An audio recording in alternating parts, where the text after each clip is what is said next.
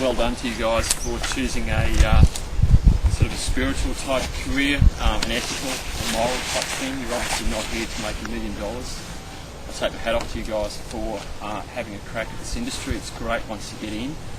I've worked in Kosciuszko National Park in New South Wales, Greening Australia in other parts of New South Wales. It can take you to some really interesting landscapes and ecosystems. Certainly if you're willing to move, there'll be half of you that would be willing to move by age and family setup, and others that perhaps can't, so that's fine. So well done for having a go at conservation land management, etc. And I did my degree over 6 years externally from Charles Sturt, going to workshops 4 times a year, so there's a lot of travel, but you will get there in the end if you keep at it and you persist. So the other thing is to yell out. I'm wasting time here. Try and yell out to teachers if you require any study help, resource gathering help. If you need some connections in the industry, some mentors. We're fairly well connected around certainly the southwest of Victoria and those in other areas we can link you up with other people.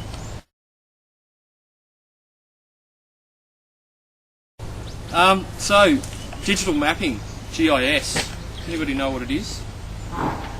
It's a fundamental nature of GIS and mapping. You're all enrolled in it, I think, so... all that stuff. GPS, satellites, air photos, satellite imagery. You've got some satellite imagery there.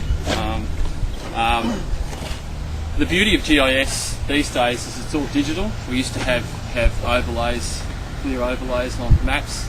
Some of the early civil wars in the States were, the military movements were developed on old overlays with chronograph pens. Luckily now we've got digital stuff, and it relates well to natural resource management because natural resource management is a variable type subject. So we have soils, we have elevations, we have locations, we have animal movement, we have rainfall, and we can layer all these variables on top of one another and actually try and look for patterns and trends that we wouldn't see if we're just standing on the ground here. We've got this mass landscape in front of us. You're probably more used to Google Earth. Shane Warne with his GPS tracker on the IPL, or his text messaging. They're using GPS location to look after hunting dogs. So in England they don't want to lose their prime $5,000 hunting dog, so they tag it. If it runs off, they can find it later. Australian Ballet is using GPS to look at the concentration of movement of dancers on a stage to try and get them to move right across and use the whole stage.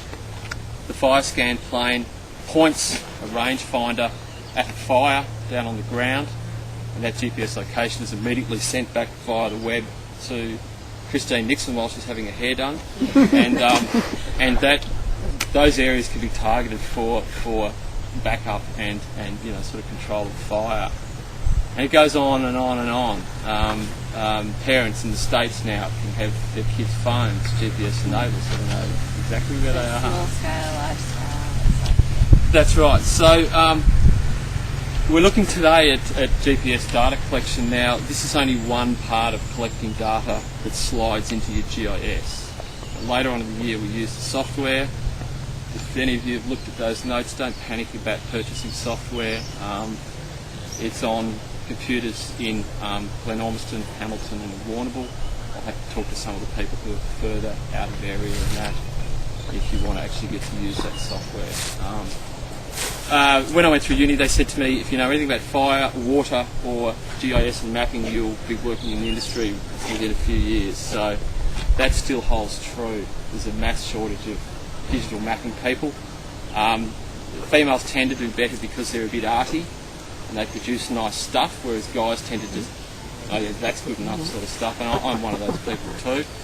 And look, in the last 12 months in Warrnambool there's been 5 or 6 positions for GIS officers to do with environment, water, fire, etc. So keep that sort of stuff in mind.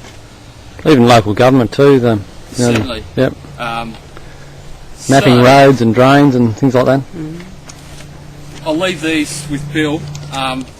I don't know if any of you guys have seen this online, but an excellent handout from DSC on just basic GPS use, limitations, etc. So pick one of those up if you like.